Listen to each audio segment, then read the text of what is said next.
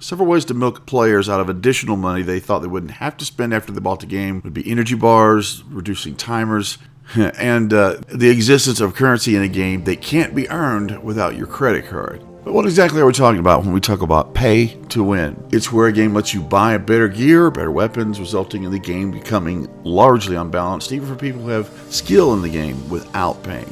I'm sitting here looking at the first DLC for last year's Call of Duty called Advanced Warfare. The DLC 1 was Havoc. They did something last year with the purchase of the Season Pass that I am glad that they are not doing this year. Anyone that purchased all the DLCs in advance and purchased that Season Pass would get the bonus DLC weapon before everyone else. This changed the balance of power. Some would say it's nerf and gripe, but I tell you what, it was annoying as hell. You'd be running down the battlefield, and when you got shot with that Widowmaker, it's something about the laser that was a bright light. You knew it was a damn DLC weapon, and it was just aggravating. I just hadn't purchased the Season Pass yet. It was like a constant reminder. Hello, you've not purchased your Season Pass. You'll respawn in 5 seconds. Thank you. Listen. In Advanced Warfare, the supply drops were a really exciting addition to the Call of Duty franchise. But for the first time, you couldn't unlock or complete certain challenges or work towards a goal of getting a certain variant of weapon. You had to get a luck of the draw. And yes, eventually, as a productive publisher, they added microtransactions, but still, not having the ability to earn that weapon you want and the fact you're getting your ass kicked by it is an unfair advantage. And that was one of the core perks or benefits above gameplay about playing a COD game, being able to get so many kills doing this or that and whatever to unlock that certain weapon. And when it was time for the next version of Call of Duty to come out, Treyarch made a great decision. Didn't ignore the fact that we really loved those supply drops, but they alleviated the problem of not being able to get a certain variant. All weapons are now unattainable. Problem solved, right? Well, they introduced Gobblegum, Liquid Nvidia, and this is my humble opinion. The supply drops are no longer near as fun as getting gumballs out of the vending machine. Well, you don't want to revert back and start putting BO27s in the supply drops. That's the problem you just fixed. So what do? But you still have a chance to get one as a part of your hard-earned gameplay without paying an extra dime. I mean, it's fun.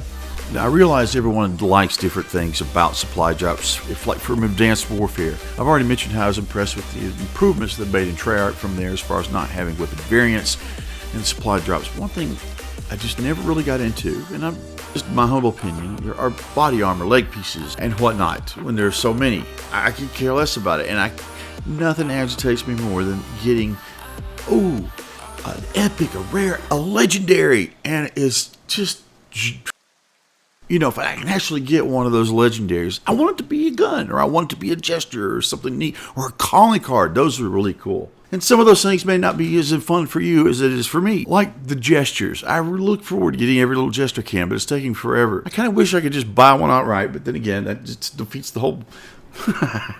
So, I think that the addition that, yes, they are actual weapons, is something pretty darn neat. I think it's to sweeten the pot of the supply drops, to keep the excitement. But I just think it's part of the evolution as we go throughout the next few DLCs that they constantly tweak and make it better and more exciting. You have the NX Shadow Claw Crossbow, which apparently has a silence ability. I didn't know that arrows made much noise when they went off. But anyway, the MX Grand is like a Sheba. Very balanced from what I understand. Semi-automatic with a fast rate of fire, faster than Sheba. But the magazines do not have much ammo capacity. Only 8 rounds before you have to reload. And with a high rate of fire, you can be reloading a lot. But I did get the Marshal 18 pocket shotgun. Here's a video, link in the description below if you're interested in what I'm talking about. It fires 2 shotgun shells simultaneously, each with more pellets in it than any other shotgun variant in the game. The Marshal 18 shotgun pistol. Fun as hell when you obliterate it in close range, but you're not going to hit anything too far away. And you got to reload every time you pull the trigger. So it's balanced. It's really fun to get a kill like that. But if you ask me, the most overpowered and annoying weapon in there is the damn crowbar. It's not overpowered. But I really like the developers, how they've made one minor modification. It is the sound it makes when you get killed with it. And it's annoying. It's really annoying. I'm kind of jealous. My brass knuckles don't make a noise like that. And you'll be just minding your own business and all of a sudden... And it was you get a guy in there who's running around with it all the time. He's going to get wiped out a lot when people see him coming, but eventually you'll get through and bust your skull open every so often. Choosing to participate in the microtransaction and paying more to try to get the weapon still does not guarantee you'll get that weapon. However, if you do get it, it's not the end of the world or going to suck for those that aren't going to use the microtransaction because the weapons are balanced. You could still have a random chance of actually getting one of the weapons without spending any additional money, like I did mine. So they introduced various type of weapons that are very balanced. So if you don't get one, you don't have to buy it. You're not going to dominate the battlefield with one of these new weapons, but it might get you a few more kills for a run and be a lot of fun doing so when you actually succeed. I think it's good that the stuff they're adding is not the stuff that was originally in the game but removed to sell a DLC later. They're actually new enhancements they're creating for us as bonus shit. Adds to the excitement of the supply drops and the game as a whole because I still have every weapon in the game. It's a great addition to the game. Should we want to participate in the microtransaction, it's there, but we still have the same weapons. We're not overpowered. It's fair. It's a novelty item. So I thought I was about done with the video here, that I'd proved my point pretty well, but as I'm trying to keep an eye on the way things are going and what you all are actually looking for, oh my fucking God, there are a plethora of bullshit troll videos on how to get all the DLC weapons instantly, how to get them all for free, no, wait a minute.